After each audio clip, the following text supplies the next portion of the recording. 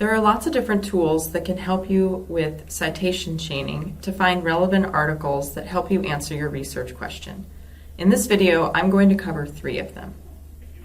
Let's say that I'm studying the broad topic of film or forensic science, or maybe I'm just a budding murder mystery writer.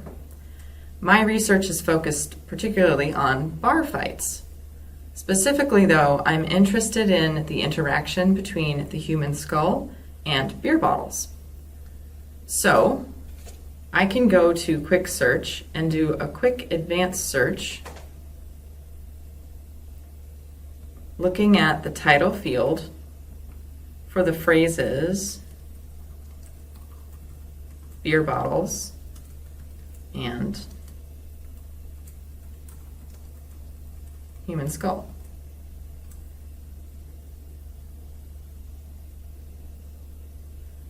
I do find an article that's relevant to my research question, but as you can see, there's only one of them. So let's use citation chaining to find additional articles that are relevant to my research. When I click into the detailed record for this article, I can see that the library doesn't have access to the full text, but that I can request it through interlibrary loan. If I scroll down to the bottom of this record, here are the 2 buttons that will help me with my citation chaining forward and backward in time.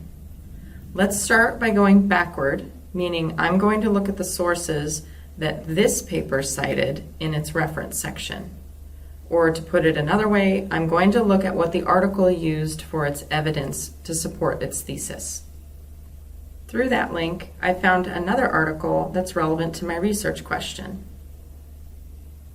Now, I could look at the detailed record for this item and use the citation chaining button on the record to go backward and forward within this one. But for now, I'm going to go back to my seed article and try citation chaining forward in time, meaning I'm going to look at the papers that have cited my seed article. Back here in my seed article, I'm going to click this red button to citation chain forward. And now I've got a list of 8 results that cited my original seed article. When you go forward with citation chaining, not all of your articles will be directly related to your research, but a few of these do look very promising, including the head and skull injury potential of an empty half-liter beer glass bottle versus a 1/3-liter Coke bottle, skull fractures by glass bottles tested on cadaveric heads, and the injury potential of 1-liter beer steins. There are a couple of other tools that you can use for citation chaining, and those include Google Scholar and Semantic Scholar. To use citation chaining with Google Scholar, just look up your seed article.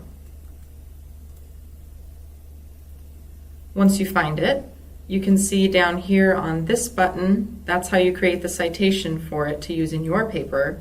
But right here is how you can citation chain forward in time to see the 32 articles that cited this paper in their references section. Now, in order to citation chain backward in Google, I have to go to the full text of the article. Google doesn't have a tool that allows you to citation chain backward. To do that, we'll go back. And here's the link to the full text that Google Scholar provides. So here's the full text of my article, and to use citation chaining by hand, I'm going to scroll all the way to the end of the article where they list their references.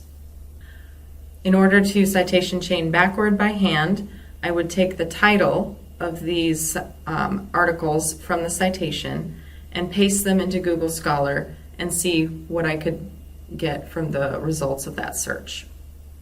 Now, if you don't want to do it by hand, the last tool that you could use is called Semantic Scholar.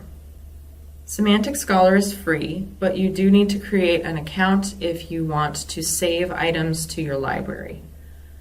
Right now I've created my account and I've already logged in, and so I can do a search for my title of my seed article.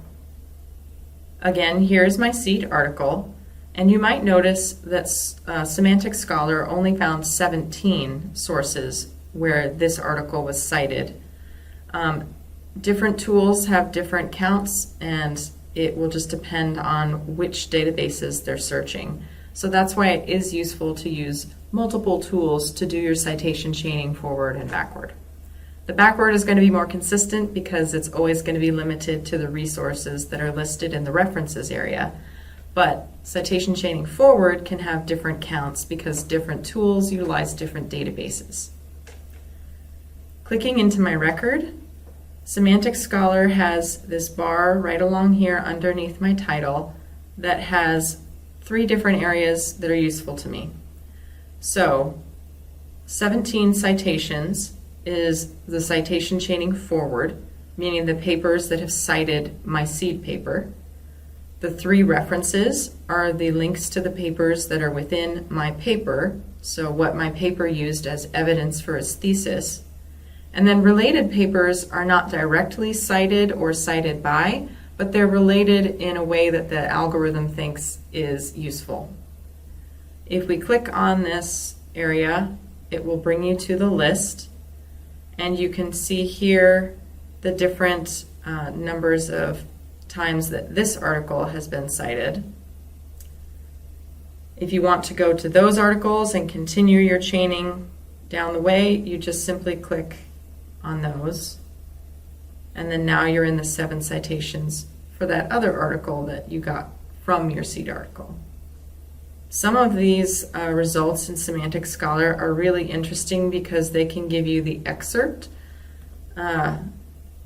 like this one, where it will show you within the text of this article what they were talking about and how they were mentioning it.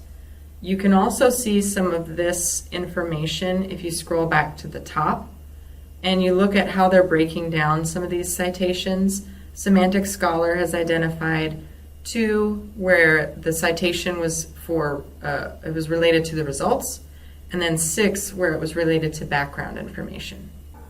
And that's how you can use 3 different tools to use citation chaining to find additional resources to answer your research question.